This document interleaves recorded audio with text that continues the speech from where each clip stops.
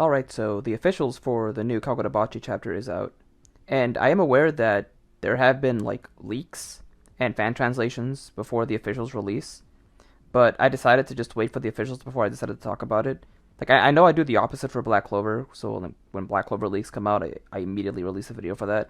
But for Kagurabachi, for now at least, I just want to talk about the officials. I might change that later on, especially if you guys want me to do that instead. But for now, like I said, I'll just talk about the officials. But let me get straight into it. So, the chapter begins right where I left off, where it shows Chihiro being chased by some sorcerers. That's when we see his car get completely overwhelmed by what I assume is blood, and it just covers the car all over the place, along with Chihiro himself. He manages to avoid most of it, and as he lands, he actually gets introduced by one of the sorcerers chasing after him. And he tells him that Sojo, the guy we saw in the previous chapter, pretty much broadcasted all over Tokyo that there is a guy roaming around with an enchanted blade, and he also has Char, both of them being extremely valuable to them.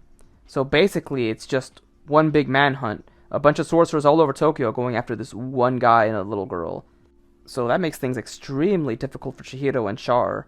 I mean, they're basically public enemy number one, and they're going to be chased after, every sorcerer in Tokyo, so they need to really watch out. So for right now, Chihiro manages to grab Char and he tells her to hold on, while he manages to try to fight against them. And he slashes up a good portion of the enemies that confronted him. But he says that they're not really dying. When he cuts them down, it's almost like he's cutting through dirt or clay. So I'm guessing the Durama dude, this guy is able to just conjure up bodies by using dirt. So I guess what we saw earlier wasn't exactly blood. It probably was just dirt or muddy water or something, and they formed into these suited guys. But then right after, we get something really interesting in the chapter, and that's when the guy, the sorcerer that's fighting Chihiro, brings up how it's interesting that he's fighting against an enchanted blade, and how its power is quite stupendous.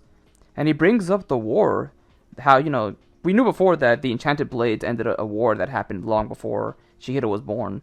But here we get a massive, well, not a massive, but we get quite a glimpse of how that was like, and what is going on in this panel? There is just a lot going on here. There's a lot of magic. There's this giant chain. What looks like a massive hand?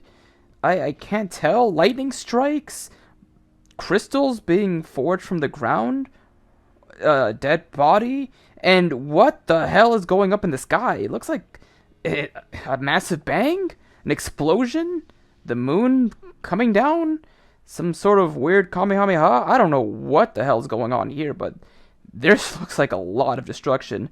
And the fact that the enchanted blades were able to stop it, jeez. I'm not sure what happened here, but this would make for one hell of a prequel if, Kagurabachi would ever be big enough to get something like that, because this would make for an amazing series, or a side series to read, just to find out what happened back then. But, that's to say, if we even get a side story on this, they could easily explain it in an arc, a small arc, or a big arc about how the war went down. But yeah, I'm really curious to see what happened, because oh my goodness, just this one panel alone just has me extremely intrigued. This is insane, and I wonder if there's gonna be something similar to this in the future. I'm not saying a whole war is gonna start, or actually, you know what? Maybe there might be a war, or some huge battle that happens like this in the future, because we see how one sorcerer is able to do a lot without an enchanted blade. Now imagine seeing one with its power. It gets enhanced to such a degree. Now imagine 6 people working together, using that power at once. That would cause so much destruction. Obviously, that probably won't happen. It won't be a 1v6 fight between enchanted blades. But I'm just saying, if a regular person with sorcery can do so much damage on its own, imagine at least one person with an enchanted blade and how much destruction they can cause. That leads to a lot of different possibilities for the future. But yeah, moving forward, we see Chihiro continue to fight these guys, and right in the middle of it, he manages to think about his father and how he died. And I'm assuming he's just reliving those tragic events. And then he manages to snap out of it for a little bit, and he's like, how many hours have passed? And it's just been 4 seconds. Dear Lord, 4 seconds. This man was living his entire trauma all over again, and it was just 4 seconds? That's a lot to take in. Meanwhile, this is when we learn about like the most interesting thing about the chapter, which is why they're after Char. And I speculated that the reason they were even after her in the first place was probably because she had information that they didn't want leaked out, or maybe she knew where the other enchanted blades were. But no, this actually caught me back a little bit. So we unfortunately get this like really gruesome panel of Char just having her leg completely messed up. But then right after that, we see that she manages to heal up not too long after her wound is like completely damaged. So it seems like the reason they're actually after Char is because, at least from like her family or her bloodline, she has insane regenerative abilities. Like she's able to heal up really quickly after having to deal with such a gruesome wound, which is so unfortunate. And it makes me wonder, like, if she's able to do this, her mother should have been able to heal much faster. That means her mother must have died in an extremely gruesome way. Like, oh my god. Char must have went through a lot, having to not just escape and see her mother die, but probably see her mother get tortured.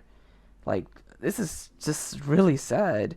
And then we see her start crying. Like, she's clearly in a lot of pain. Like, can Char just get a break, please? But thankfully, right after that, we manage to see Chihiro stand right back up. And the guy just seems confused. He's like, what? What is he doing standing up? How can you move? And that's where we see Chihiro say, that day is what drives me. You just made the reason clear. Which is like a nice callback to the first chapter, because we know he wakes up every day with fresh hatred, which obviously means that he thinks about the trauma that he dealt with his father dying. He probably wakes up every day like reminding himself what happened. Like he's constantly living through this trauma every single day. Having to relive it through an illusion is nothing to this man.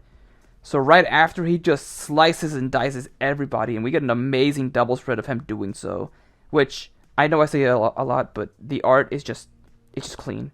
I love it.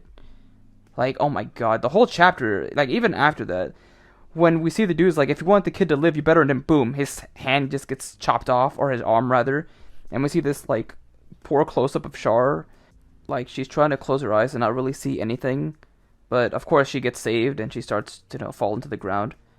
But that's when Chihiro kills the guy and manages to save Char from landing into the ground. That's when Chihiro starts talking to her, and he's like, so they're after you because of your special powers, and you didn't want to tell me because you were afraid I'd take advantage of them, right? And she was like, yeah. But just then, you were about to tell me because you thought you could trust me, right? And again, she says, yeah. And then she starts to get hungry again, because earlier she manages to, unfortunately, throw up all of her food. But Chihiro offers to give him the one that he saved for later. He's like, here, you can have some of mine. Sorry you had to go through all that. And then we get this final panel of Char, and she's like, it's okay. And now you can tell that at this point she does fully trust Chihiro, and she seems extremely grateful for everything he's doing for her. And yeah, this was it was a really nice chapter. We finally get to learn about why they're after Char. We get to see a little glimpse of how the war was, way back before the series even started. And of course, we're reminded about why Chihiro is filled with so much rage, and why he's so determined to manage to get all the blades back and get his revenge. So, solid chapter overall. And of course, I'm really digging the fights. They're really good, and the art, I can't praise it enough. It's all fantastic. But yeah, those are my thoughts on the chapter. What did you guys think? Did you guys enjoy the chapter? What about the chapter did you enjoy? Or if you didn't, you could also let me know. And what did you guys think was the reason they were after Char? Did you actually expect her to have some sort of ability? Did you think it was information? And what did you think about the war, or at least the small glimpse we had of it? Share all your thoughts about that below. I'd love to see what you guys think about that. But yeah, that'll do it for me for now. I really look forward to seeing the next chapter because, of course, they're still being chased by basically every sorcerer in Tokyo right now. So I'm excited to see how that's handled. And of course, we're going to see Shiba again, or at least I hope so. So he'll probably let Shiba know why Char was being chased after in the first place.